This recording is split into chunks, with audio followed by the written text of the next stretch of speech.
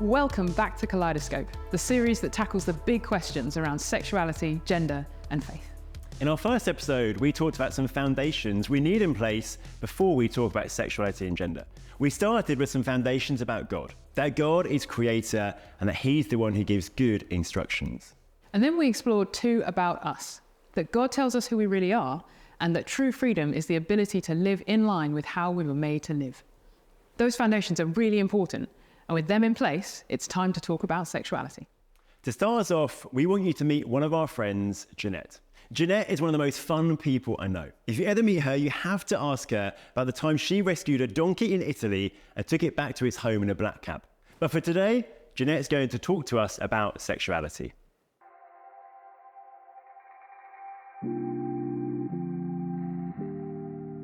Yes. Okay. Yeah. Ready to go. Yeah.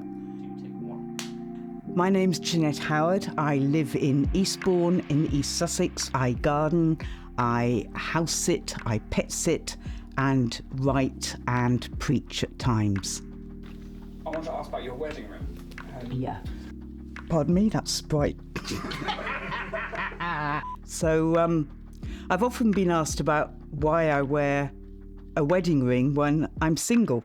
And it's very much to do with my relationship with Jesus. And this sounds weird. I am betrothed to Christ. But the more you look into the Bible, you find that Christ is often mentioned as the bridegroom, and we are the bride of Christ. And being betrothed is the framework then for me to guide me in my Christian walk. So making a decision to become a Christian at the age of 25 actually means I've got 25 years prior to that. And a lot of that was feeling attracted to women, girls, and then women, having relationships, some short-term, some long-term. The actual relationship that I left in order to follow Jesus was with a woman that I intended to spend the rest of my life with. So this was no easy matter, walking away from all that I'd known. I don't think any Christian walk is this glorious linear path as much as we want it to be. I mean, we look in the Bible and the prophets of old, the disciples of old, all of them had challenges. So the way I've thought of it best is that mine is simply a different challenge. It's not special. It's not worse than others, it's not better than others. And you look at Christ's life and it says he learned obedience through suffering. So the glorious thing is that actually to go to Jesus has given me a depth of relationship that I don't think I would have had without this particular struggle. Obviously, being betrothed to someone that you do not see is very different from being engaged to someone that you do see. So it's quite a challenge because there isn't someone to touch, there isn't someone to hold hands with, someone to talk with face to face. So there is a certain missing out there. But what there is for me emotionally is that looking forward to. Life can be quite challenging. It can be quite hard. And so for me, emotionally, it's that sense of, yes, but look who I'm preparing myself for. Look at the time ahead. I'm betrothed and preparing myself for the final wedding feast of the Lamb. So there's that sense of preparing, getting ready for being the best betrothed for the final bridegroom. Can we do it again and try and condense? No, I'm basically, this is part of my problem.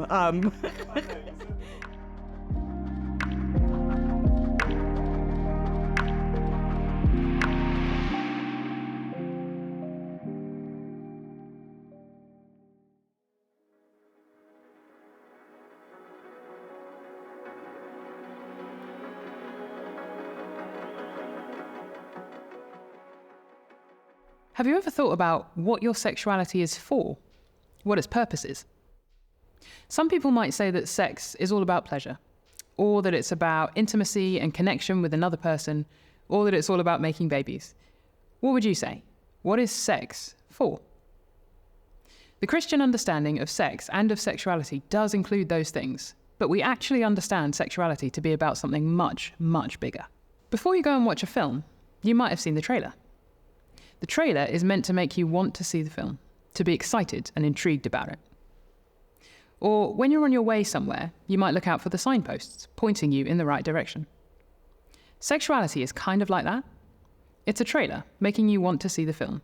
It's a signpost, pointing you on to something else. Sexuality is about something bigger than itself. We're going to unpack this idea through this episode.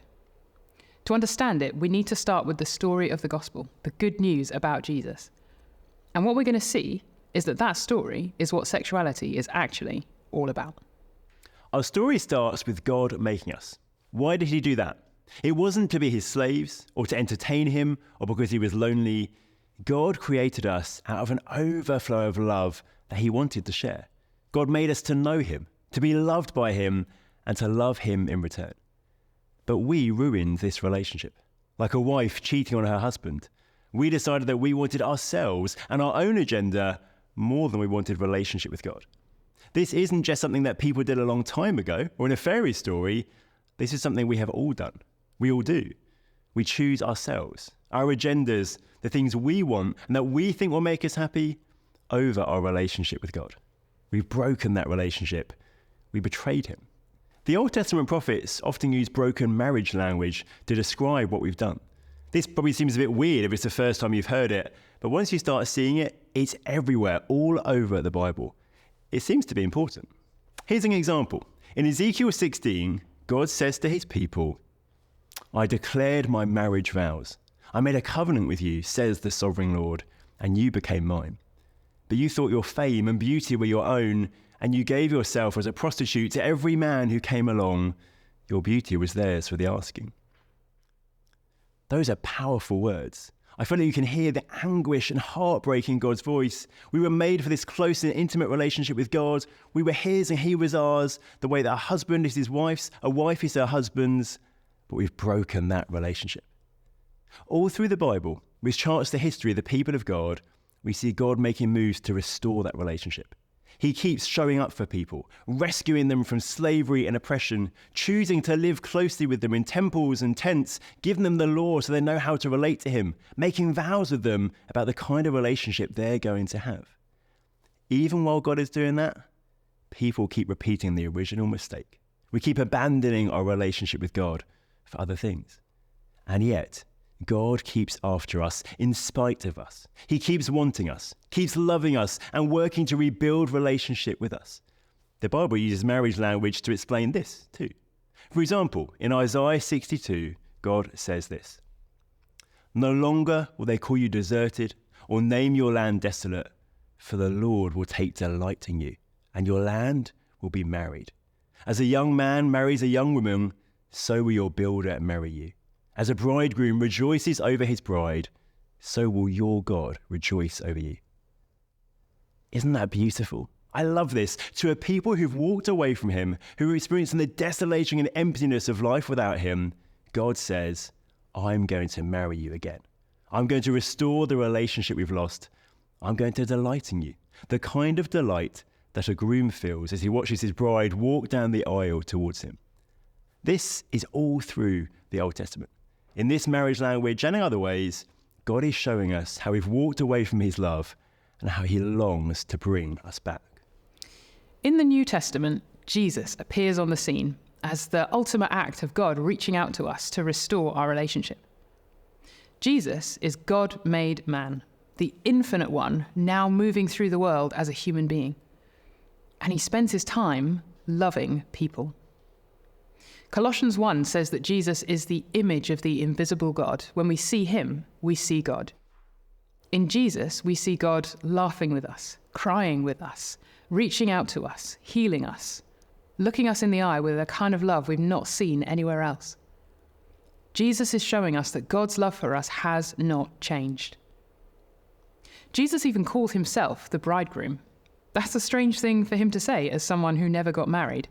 until we realize he's not talking about being the groom of a human woman. Jesus is the bridegroom in a different sense. He is still the God who wants to be married to his people, to be in that intimate and committed relationship with us. And he's picking up on the marriage language used elsewhere in the Bible.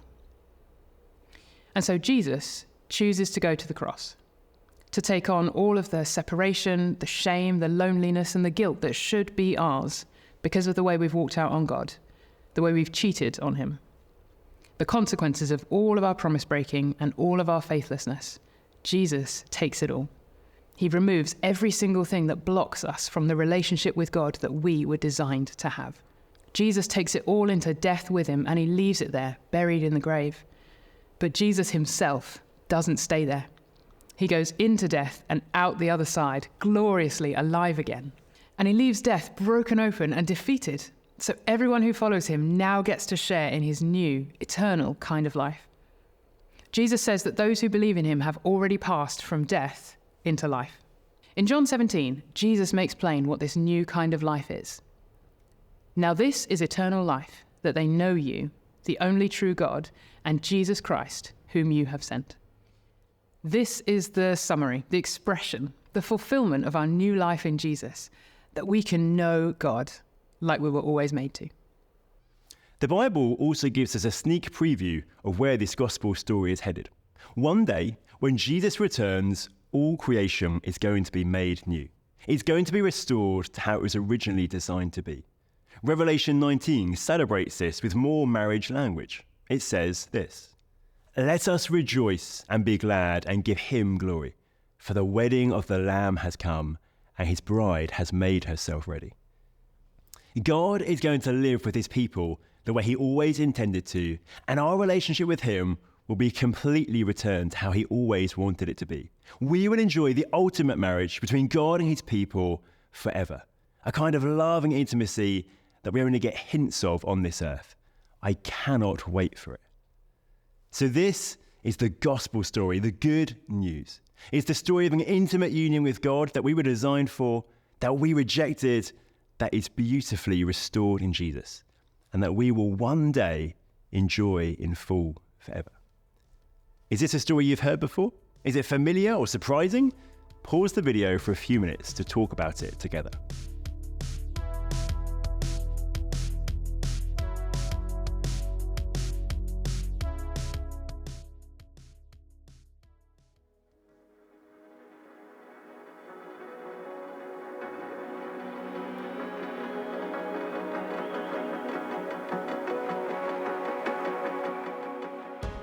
We said earlier that sexuality is like a signpost, pointing us to something bigger than itself. In the gospel story that we just explored together, we saw a lot of examples of this. Human marriage and human sexuality were repeatedly used to point towards or help explain something bigger, something better, something more important, the relationship between God and his people. Just like a trailer is meant to show you a little of the movie and make you want to see it, sex and sexuality are meant to show you a little of the love story between God and his people and make you want to be a part of it. This is the main purpose of sex and sexuality. They are a signpost to the bigger story of the love of God for his people. Let's look at another example to help us get our heads around this. Paul, who was one of the early church leaders, talks about marriage in Ephesians 5. He's using the metaphor of a body to describe the people of God. We're many different parts, but we're one united body. And not just any body, we're Jesus' body, with him as the head. Paul says it like this: "For we are members of Christ's body." Then he quotes from Genesis, where marriage is first defined for us.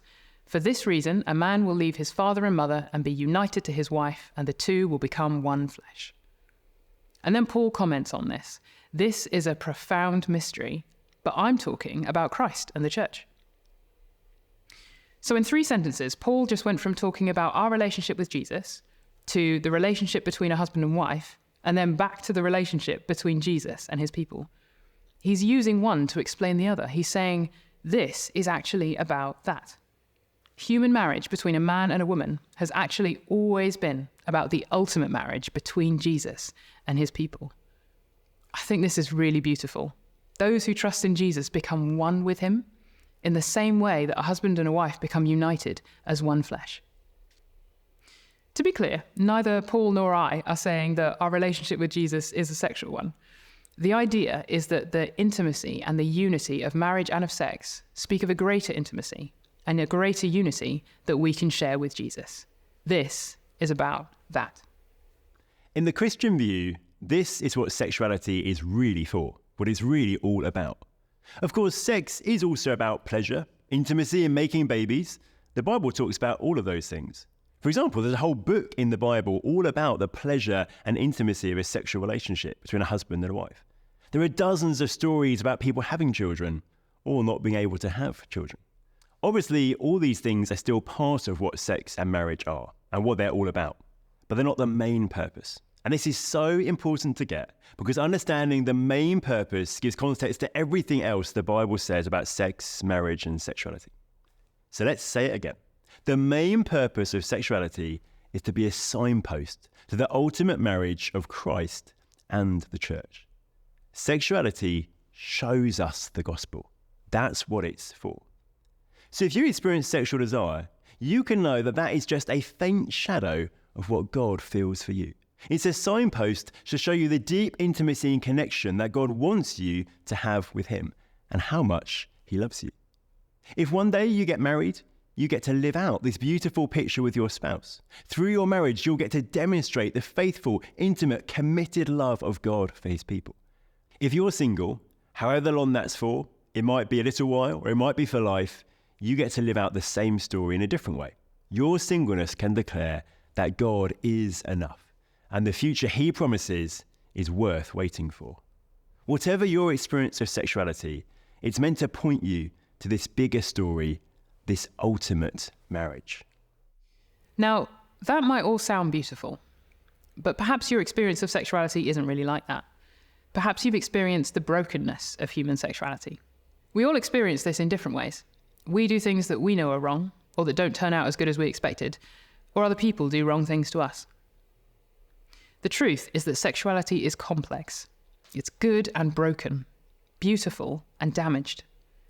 The gospel helps us understand why that is.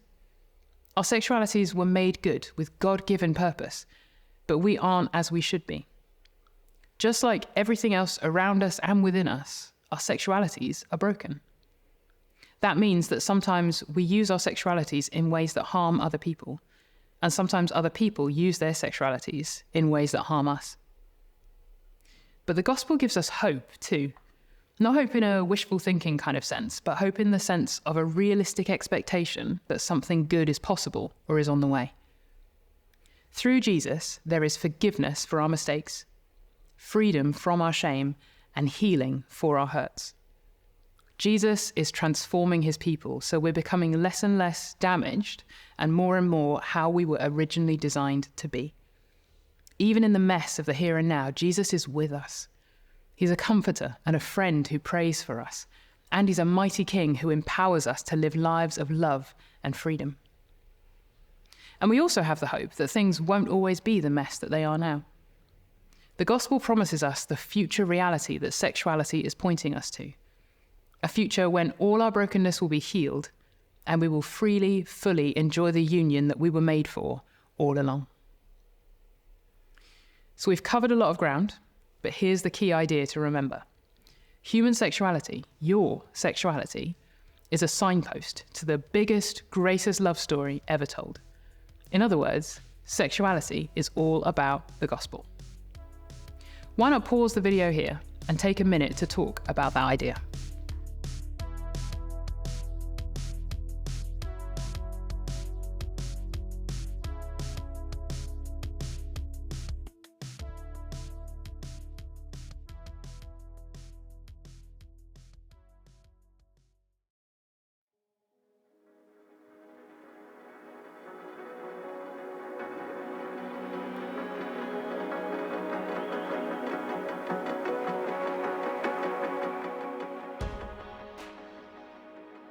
How you doing, mate? Yeah, I am. Tell us about your journey here. About my journey here. Tell you what, it was long. I saw a whole band start to set up on a tube. Why?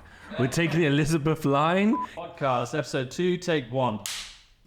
Jeanette, Jeeves, it's so good to have you guys join us. Jeanette, we met you in your story video earlier, but Jeeves, maybe you could just give us a couple sentences on who you are, where you're from, what you do. Yeah, absolutely. Hi, I'm Jeeves. I'm part of Hope Church Sevenoaks, so down in Sevenoaks, down Kent Way.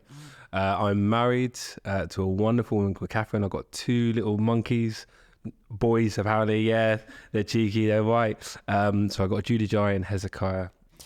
So Jeeves, you're married. Yes. We've been talking in this episode about how sexuality and marriage help show us more of the relationship between God and his people, help us to understand what that relationship is like. Perhaps you could talk a bit about how marriage has done that in your life. Yeah, absolutely. I think even going into marriage, the whole idea of Ephesians 5, let's just start there really, and the whole idea of understanding the Father's love for us fundamentally. And what does that even mean? What does that even look like? Christ's love for the church. And when I was even interested in a relationship, those kind of things, truthfully, I didn't really even consider that. It was kind of like, I'm attracted to this person, great, cool, let's just see what happens. But as I understood my relationship with Jesus more, understood his love for me more, it was more of an understanding of going, man, if I am actually interested in this person, then I've got to love them in the way that Christ loves the church. And we often, I think, especially in this day and age, we often kind of go on to the second point, which is, we start with husband, love your wife. And then second point, which is wives, love your husband. And we slightly break that open. And in society, it talks about submission and what does that mean and what does that look like? But as a guy, you forget that the first thing was love your wife like Christ loved the church, which means die. Like die out for your wife, like die for your family, die in that kind of way of your selfishness, those kind of things. And that for me was a revolution. Like it really helped me comprehend more, saying, oh my goodness, if Christ loved me like that and I'm meant to love someone else in that way, how on earth is that meant to be possible by me and myself? And one understood the grace of God's, of how he loved me, how deeply like that and wonderful it is, how he loved the church. And so my sexuality of, as someone who wants to love this woman, my wife, Catherine, in the way that I can, is pointing me to Jesus, because I'm meant to be like him in this relationship. I'm meant to lay down my life for my wife, for my family. I'm meant to honor them in a way that they know that I'm leading them in the eyes of the Lord. Jeanette, you're single. Yep. Would you say that your sexuality has helped you to know God better? I think it has. And I think, Jeeves, you said, I think part of the problem has been that the church has been in that phase of marriage is it, singleness is second rate, or the teaching is when you get married. So there's always that. But listening to you there, which is grasping, if people understood the terror of marriage in that sense, the responsibility, it would help single people, because they go, wow, that is sacrificial living. That is laying down your life in keeping. And being single is sacrificial living. Whereas sometimes poor teaching, poor understanding, the single people will go, you have everything. I have nothing. And therefore the whole concept of signpost and pointing towards. And yet here we are, different living, but the same purpose. How can my life honour God? And yours is, how can my life in this family unit honour God? How can I, not succumbing to societal ways, how does that honour God? And it can only be, like I spoke in my story, the sense of being betrothed. I'm set apart for Christ. Therefore, I'm not going to commit adultery by entertaining other things. I am set apart as the betrothed of Christ. So we've got sexuality as this beautiful picture that helps us understand the way that God loves us, helps us understand the relationship between God and the church. But we have all experienced the brokenness of sexuality in different ways as well. We know that the world is fallen and our experiences don't always seem to match up with that beautiful picture. Maybe you could share with us how God has helped you in kind of the brokenness of your sexuality. Yeah, for sure. So just to kind of paint the brokenness, probably since the age of 10, I was addicted to pornography. So I was exposed to pornography since a young age, kind of the boom of the internet, really, in that kind of way. Saw a random picture because it was easily available, spiraled all the way down, and probably for a long time struggled with it, including in different relationships I had, hid it, all those kind of things. Affected a lot of how I thought. And even in my marriage with Catherine, there's been moments of that ugly, head popping up again, and that old addiction kind of being seen. Also with falling into other parts of it, like messaging, those kind of things, inappropriate stuff that Catherine and I, we've worked through. It's been kind of all from old past, really. And I say that openly, recognizing what it is, because I think when you do understand the brokenness, it helps you appreciate the grace so much more, in terms of what Jesus has done and what he has done in terms of the redemptive glory of it. And I think what I realized as I've battled through it, and I've often kind of learned, and even when temptation arises again, is my misunderstanding of the need for satisfaction and love, and where it's being placed, and where it's being placed in the wrong side. So for me, the kind of the addiction to pornography has been, I need something to satisfy myself in a way to kind of find some sort of pleasure. That's really kind of where it's been. Like no one falls into it really for kind of any entertainment. It is to just satisfy the self. Well, we know that Jesus' love satisfied more just than self, but for soul. The problem is, in those instances where you're feeling that heightened thing and that heightened emotion, the choice is put in front of you. Either deal with it the instant, or you kind of push it to a side, you're obedient, and you go for the long game. And does that make sense? Like it is often one of the two. Either you deal with the instant gratification, or you say, you know what, it's worth the long game. And I think that's, for me, when it comes to, again, talking about Jesus and his love for us, and this gospel side, and Jeanette, kind of what she's describing in terms of the longing to prepare yourself as a bride of Christ. That's what the church is, right? I am part of the bride of Christ, and I'm meant to be preparing myself well so that one day I will be united with my Savior. That decision there is either choosing self or preparing well. And I think what has happened in that brokenness is it's forced me to realize more and more that it's not love at all. It's lust. It's selfishness. It's doing things that are not preparing me for the King, for the great I am, for the one who I will be betrothed with forever and I will be united with for all eternity. And I think the hard thing at those moments was deciding, is it worth it? Yes. It's probably just being blunt. Like, is it actually worth fighting off the addiction, the habit, all of the stuff that comes with that, the instant euphoria that then turns into regrettable shame? Like, is it worth, giving all of that up for him?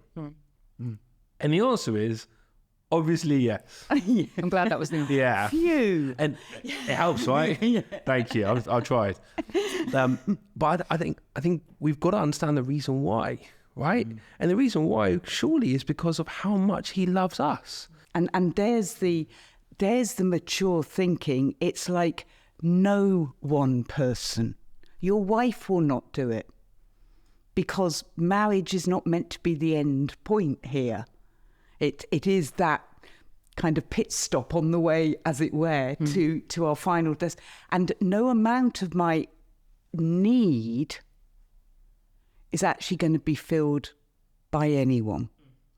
And part of the Christian journey is learning how to get those very real needs met in a godly way, isn't it? And so it's not denying the fact they're there, because they are, but I've chosen person after person after person. And it's like, have you not learned? We can't solve each other's problem. Marriage is not the solution to those addictions in those kind of ways. No. So if a broken person can't help a broken person, an unbroken person that chose to be broken for us can then solve it all. And that is what Jesus has done. Yeah. So we have these legitimate needs. We have these longings. We're living in this world of broken people.